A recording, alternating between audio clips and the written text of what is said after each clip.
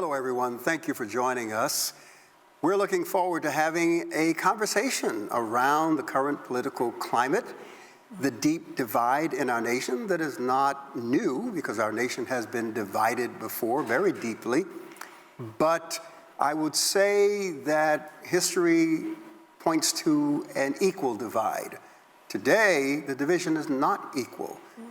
More of American society wants to see positive change, especially around issues of disenfranchisement, racism, discrimination, marginalization, and inequities in social systems and structures, deficiencies in those systems and structures that have been exposed by COVID-19 and compounded by the senseless murder of George Floyd by a white police officer. So it is voting time, and we have an initiative at CCC to get out the vote. We don't tell you who to vote for, but we do want you to vote. And voting is not as easy this time around as it has been in the past. There is a casting of doubt on the voting process, the balloting, et cetera. So this is a very interesting time for us, and what we want to do is talk about some of the issues around this election cycle, voting, and especially as it relates to persons of color. I have an esteemed staff here with me for this effort, and they're going to introduce themselves one at a time. So, India, let's begin with you and what you do for a living, as well as your name. Thank you, Pastor. My name is India Sneed. I'm an attorney with Greenberg Traurig, LLP, offices internationally, and I focus on government law and procurement.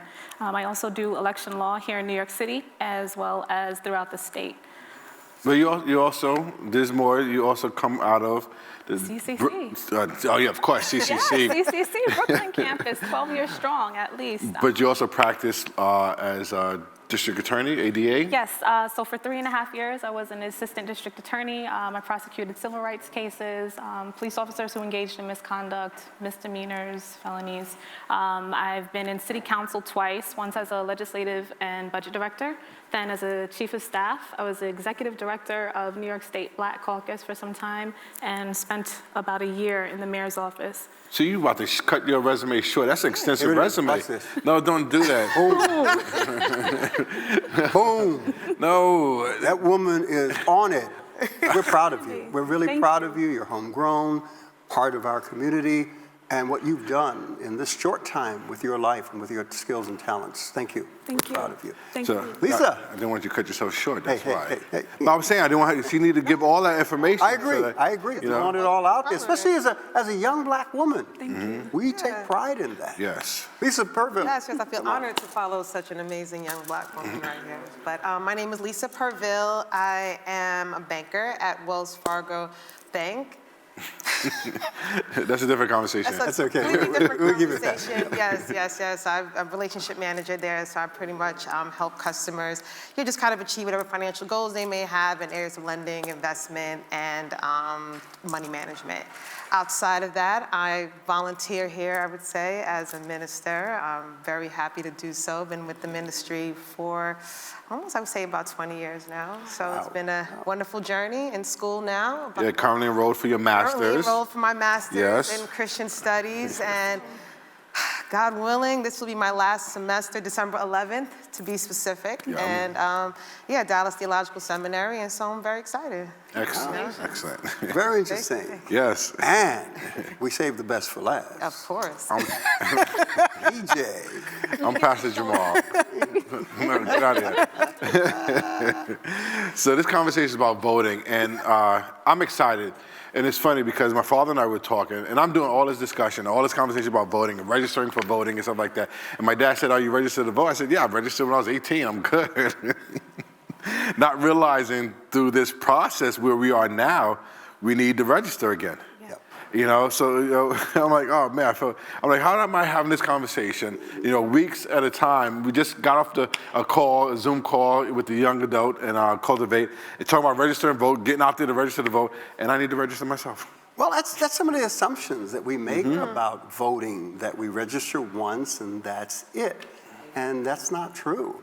So we have to register again on several occasions, depending upon how much time goes in between. I registered online, a couple weeks ago, which was an easy process through DMV, Department of Motor Vehicles, and waiting to, get that response. And I'm already planning, because you talked about having a plan for voting. And you really have to have a plan. It's not like, okay, I'll wait till election and then go. You may end up on a long line at 1 o'clock in the morning in Alabama somewhere. We don't know. And what does that mean? What does that look like, Especially for persons of color. Yeah. And, a degree of levity, but a very serious reality in this election. What's going to happen at the polls?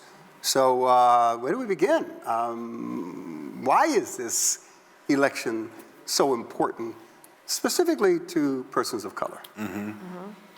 Anyone, just jump in. Well, I think you touched on it brilliantly. COVID exposed and expounded upon the disenfranchisement of certain communities, the disparities in certain communities, whether it be lack of internet connection in Brownsville, or health disparities, or the fact that the largest portion of the population that's currently experiencing unemployment, Black and brown people. There are so many varieties and a list that we could go into that talks about why it is that people of color come out in droves and come out strongly and come out together, come out and come up with that plan to actually vote. One of the things that I share on Friday with Cultivate is a list of things that you can do right now to make sure that you are registered and have a full understanding. So go online, register to vote.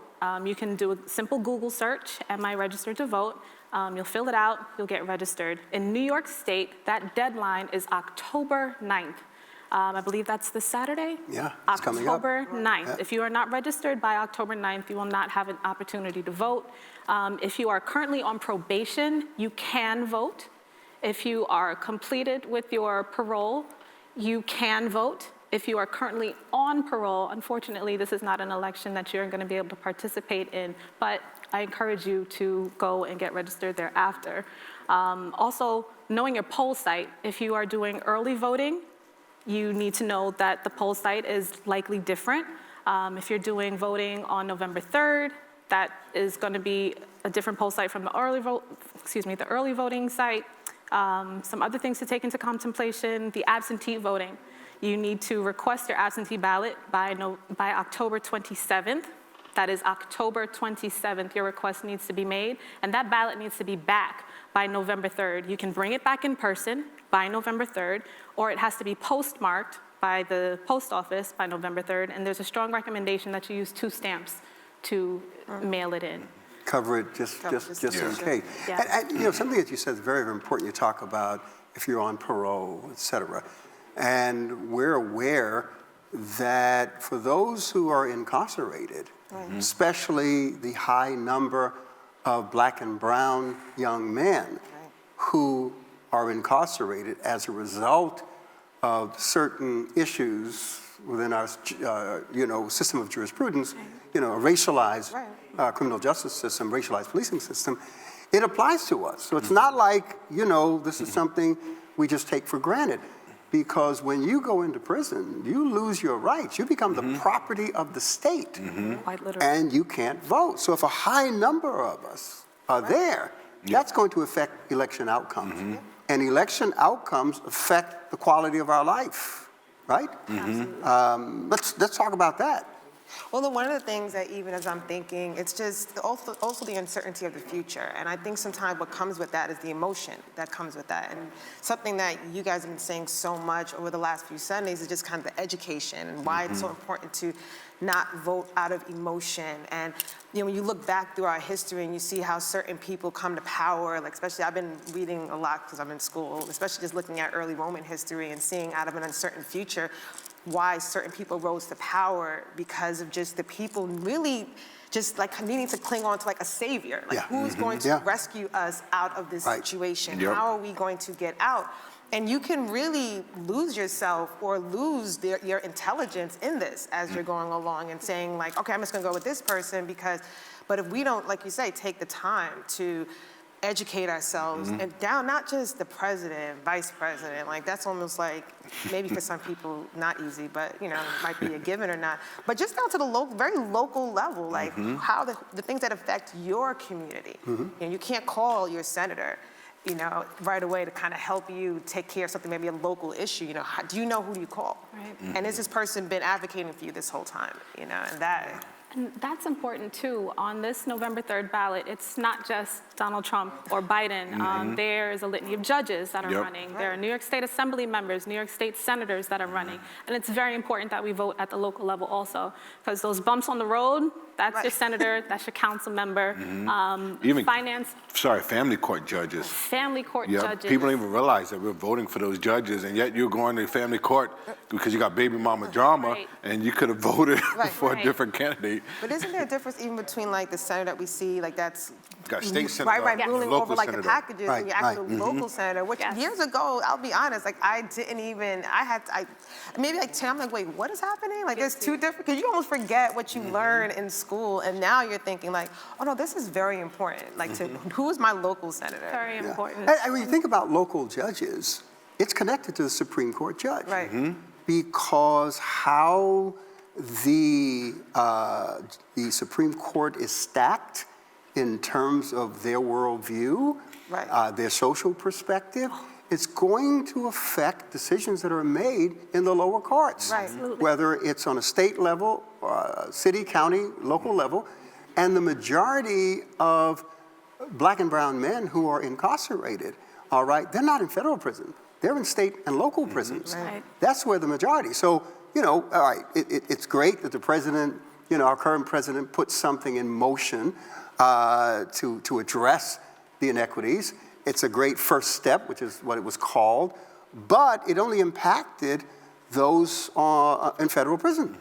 You know, not the majority. And, you know, yeah, amen, thank God. But there's a whole lot more change that's necessary. And just to add to that, the law that's followed in state courts and local courts, it's set by the Supreme Court. Roe v. Wade, anything having to do with criminal justice, that is all pretty much set forth by the courts. So you have your penal code, you have your municipal code, and those are the rules and laws that we follow on a day-to-day basis. But once you get into that courtroom and you're arguing a point, that is decided by precedent. To your question of what it is that we'll be voting for and why it's important that we as people of color, you're voting on education, the funding of education. That's set by the federal government. You're voting on health care, whether we keep ACA, AKA Obamacare, or whether we get rid of it. That has not been dismantled by our current president. That's a misnomer that's been going around and something that needs to be corrected. And Pastor, you'll correct me if I'm wrong. The passages, my people suffer for a lack of knowledge, go That's online. Right. That's right. We got Hosea, Google, excuse me for the common vernacular, but we got Google. Google it. Yeah, but when you say Google it, how do I know I'm landing at valuable, Accurate, truthful information. Yeah. Yeah. You know, and I use what I've been using a lot is, I'm going back to college days, you know, and writing papers, you know, if it doesn't have .gov, at the end of it, you know, question it. You know? Well, like Wikipedia can't be. Yeah, Wikipedia can't definitely. It. But if it doesn't have .gov, and that sets the my searches and my ideas. I'm sorry for cutting you off. Right? No, that's important. I think that's an important point. Yeah. The sources influence and inform your thinking, and if those sources are slanted in any one particular direction, all right, your opinions that are formed by those sources are going to be slanted. I would stay away from Instagram and Facebook and Twitter. .gov is pretty much supported or sourced pretty correctly. Go to the candidate's webpage. You can't get any better than getting the information directly from them. That's good, because people don't think about that. Go ahead, I'm sorry. They don't. And we have this stuff literally at our fingertips, whether it is that you are sitting at home and your TV show is on and you kind of doze off from it. Google real quick during the commercial break. If you're going to work these days, if you're back in the office, Google it during your transport. Have the conversation even. Yeah, and we can't afford to say, I like him. Right. I like her. I'm going to vote for her. And have no reason, no rationale behind it, because the American system was set up for an educated electorate. Yeah. And that has not played out well over the last 200 years. It caters to the educated and to those in power.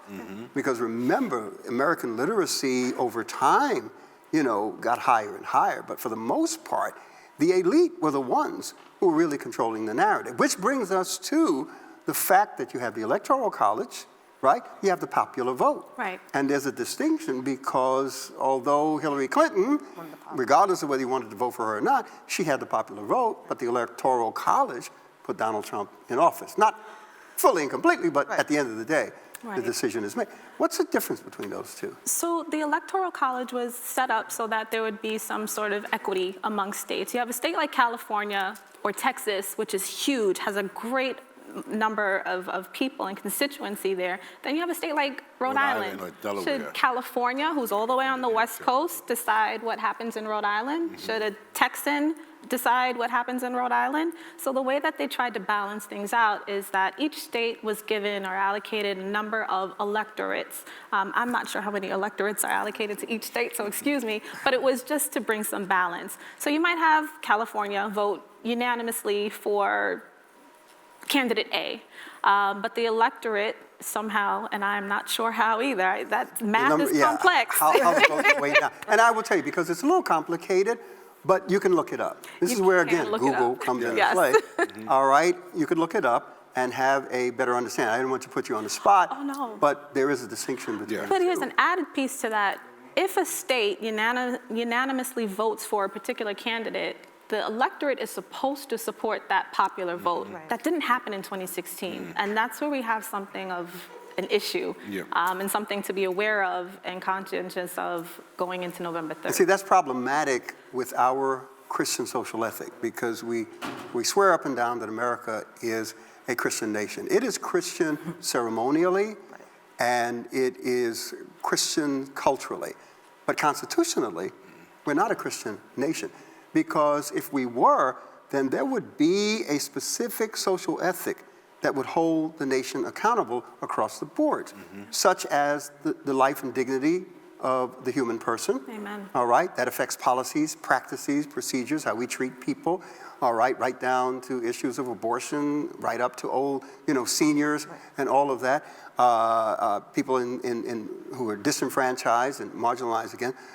Second is the common good. We can debate about what the common good looks like, but we should be moved towards the common good and not just the good of one particular group within the society or individual. And thirdly, what speaks to this whole issue of the Electoral College, and because of a larger influence in numbers, the state of California can make decisions that affect the state of Rhode Island all the way on the other side, and it's the principle of subsidiarity. And the principle of subsidiarity simply says that those closest to the problems are best equipped to deal with the problems. So we should not allow an ivory tower perspective on these local issues that, those in power are removed from. How do we connect on the ground to understand from those on the ground how to address these issues? So it's very, very, very important when we think about this whole process. I'm sorry. And it's good because going back to registering to vote, and so people say, well, because of the Electoral College, and what happened with the voting, why vote? Why register to vote? And they understand that that's at the presidential level. Yes. But the electoral aspect does not affect your local voting process. So all the way from governor down to your local state senator and congressman, it doesn't affect that. So you still have an obligation to cast your vote to help set individuals up in power within that level. So there is a reason for voting. And he meant to say congressperson. Sorry. Can I take a He said congressman. to break that down in terms of go ahead. in terms of municipal, state, and federal? Yes. And this is something that I learned later on in life. Because I'm learning it now, especially moving out to Long Island compared to the 5 complicated. boroughs. Yeah. Totally different. It's super complicated. So at the municipal level, you might have a town executive, you might have a body of council members. Then at the Town state, clerk, town. yeah, exactly. So town is more of the municipal, city municipal. Then at the next level, you have the state. In New York State, you have the state assembly, which I think is comprised of about 213 members. It depends on how it's districted, and that is based on the census. Please fill out your census. And then you have the New York State Senate, which is a solid 50 members. Every 2 years, they have to go up for re-election. And then at the federal level, you have your congressional members, and then you have your US senators and your president. So at each level, municipal, state, or federal, you're gonna have an executive who is the principal decision maker, and that might be the town president. For or Brooklyn, for us, Suffolk County would be the county executive, but for Brooklyn, it would be your borough president.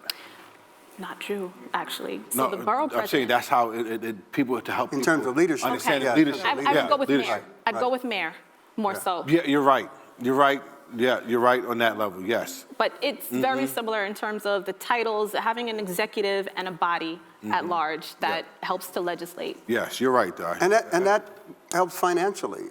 That affects things financially. You're in the finance industry, you know Right. the quality of your life within a community depends on how much money is allocated to that community. Especially just in terms of school district. Like I work and live in a really, nice school district, and it's just interesting even how they dealt with COVID, and their ability to be able to respond the way other districts and places can't. So going back to how money is allocated, how a community does versus how another community does.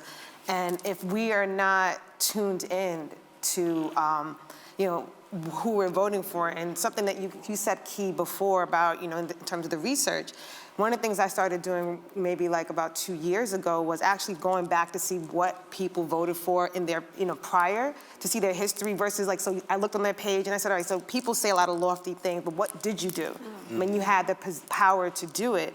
Because maybe you said something really great now, but I didn't like what you voted on before. Right. That actually makes a little bit, that's starting to help me to inform. And even now I'm sitting here, even where I live, and seeing how, even from a perspective, so if you live in a nice neighborhood, that's great. But, what happens if you don't? And that, and if you say, one of the things I realized, I used to say this a lot being in New York. Oh, New York is liberal, right? What does it matter if because you hear that a lot, like it's gonna go a certain way anyway. What's the point? And that's not true. And that's what, and first of all, New York is depending on where you go, you'll get a completely different perspective, but it's such an ignorant, lack of knowledge statement to make, and you can't just say, oh, let me just take my hands off the wheel, and it's just gonna do what it wants to do. It's like, no, you need to go out. It bothers me when they use this broad stroke brush on a community and make us monolithic. The black community is not monolithic. New York is not monolithic, whether it's the state or the city of New York. So we all don't feel the same way about these issues. We are getting down. This is such a great conversation. We have to do a part 2 to this as well. But I was on a conference call with leadership, NAACP, Legal Defense Fund, talking about the importance of getting out the vote. Not trying to influence anyone in any direction, but putting some hard, cold facts on the table. And it was a national conference call. And, part of that conversation included the whole idea of the Voting Rights Act being in jeopardy, depending upon how what that Supreme Court looks like. Changes that were made in terms of housing discrimination in labor, And I hear this almost every election. This is in jeopardy for us. And I started wondering, gosh, why are our rights always in jeopardy? Why do we have an expiration date on this stuff? And really, it's the difference, and I just kind of put it down on the board before we started the conversation. It's an act versus an amendment. So if we have a Civil Rights Act of 1964, all right, that has to be renewed over a period of time. But if it's an amendment, then it's written in stone and we don't have to revisit it. Right. So it's like giving us a bone Right. and let it come up again, just in case We don't know how. we act up. I'm just being real Right. here. Just in case we act up, we're gonna cut that. I think that's something that needs to be revisited in American society. And why don't we make these things permanent? And some purpose. Yeah, no, I think it's important. Every time I think about voting and what it looks like, I keep just thinking radical change. Like, it can't just be this same thing. If things are systemic, if things are not working, if something is the Civil Rights Act is something that has to be revisited, we have to start thinking a bit outside of the box and just kind of saying, especially as a Black community, being kind of placated in the sense of, oh, guys, you're ever gonna, we have your best interest at heart, but then get into positions of power and then not do anything, we have to, that's why as collectively as a community, as best as possible, at least, come to some understanding of, what really is needed, and start thinking this can be changed, So sometimes you can think that something has happened for such a long time that this is the status quo. It's like, no, why can't this act be what needs to be done? Who do we need to vote for? How do we go about this? And begin to, with our own system and plan in place, start to think, bigger. Yeah, and long term. We have to think generationally. Oh, yeah. So you have the Civil Rights Act, 1964. You have the Voting Rights Act. You have all of these things that were enacted, all right? But it's like the American government still left themselves out. And I understand that this originated at a time of great tension within American society. The 1960s was the decade of every revolution imaginable, But these are things we have to think about. We can't be reactionary. Wait till something happens and we all come out and protest and scream and holler, because I will tell you, those in power, not all, but there are many of those who are in power have the attitude, well, let them act up, they'll get over it, let them work it out, let them get it out of their system, and then things will go back to normal. We can't let that happen. That's why systems and structures have to be changed in a way that there's transparency and there's accountability. Even when we talk about institutional policing, we have to have these things. People don't, you've been at CCC a long time, people don't do what you expect, only what you inspect. Yep. Yeah. So we have to have constant inspection going on. Yeah. You wanna, before we wrap it up, we got 2 minutes left. I don't know. He's taking notes. This was happening on Sundays. He's like, oh man. No, I have some other things, but it'll move us into another conversation, which is needed pertaining to voting and registering to vote. Yeah. But I think we covered a lot of, understanding that there's a necessity, and our vote does matter. Can I add one little 20-second piece? Sure. In terms of representation and your representatives coming to your community, they go to the communities that have voting numbers. So if your community is not one where you all come out, whether it be the general, primary, whatever it may be, why am I going to that community to talk to who? I'm going to jump on that because we can't complain about the Jewish community in New York City, all right, unless we're willing to look at them and say, well, wait a minute, how do they get things done? Yep. They're getting people out to vote. They are a voting bloc that's respected by politicians. There's two things that politicians like: money and votes. There it is. That's how they craft their platform on those two things. This has been fantastic, and I think very necessary. We're going to kind of continue this conversation and have more conversation with high-powered Black women. Yes. Oh, yeah, because we had a good conversation prior to this. And I'm looking forward to it because I'm looking for models for my daughters. I have 3 daughters.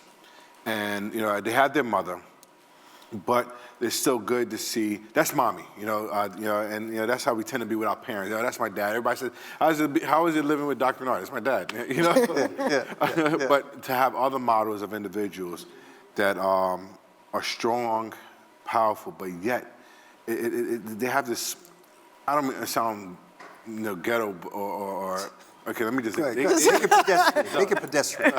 They just got this swag about them, that speaks to an aspiration, something for somebody to aspire to. And it's not a well-balanced aspiration, whether you got a person at one extreme, like, oh, I want to be like this person, so you got the Cardi B's, everybody thinks that's a path to take now. That's a whole nother conversation. That's another Why we turn to conversation. celebrities Right, to understand how we should deal with life. right. Or we got these strong, issues, social issues. Okay, I got to stop here. All right. Behavior. But we have to demythologize what has been perpetrated against strong, successful black women. Yes. Yeah. That does not equate to the angry black woman. Nope. Kamala Harris is going to have a problem with that, I'm sure. You ladies can have a problem with that. And we need to erase those stereotypes because they hurt the social fabric of the family, the black male, the black woman in our society. Black and brown, because, we're all together on these issues. Look, thank you guys. Yes. Great conversation. Thank you for having me. And again, you guys are making us look good. All right, PJ, you're going to exit us out? I'm in a mode now. You gonna pray? Thank you for joining us on this conversation on the necessity of registering to vote, the necessity to vote. And we look forward to the next couple of conversations, especially with these two young women. Powerful young women. Right. Till next time, Dr. Bernard, thank you so much for this platform and the ability to have these conversations that is not normal for churches to do. So thank you so much. Thank you for putting your team behind this and get us going. Till next time, God bless.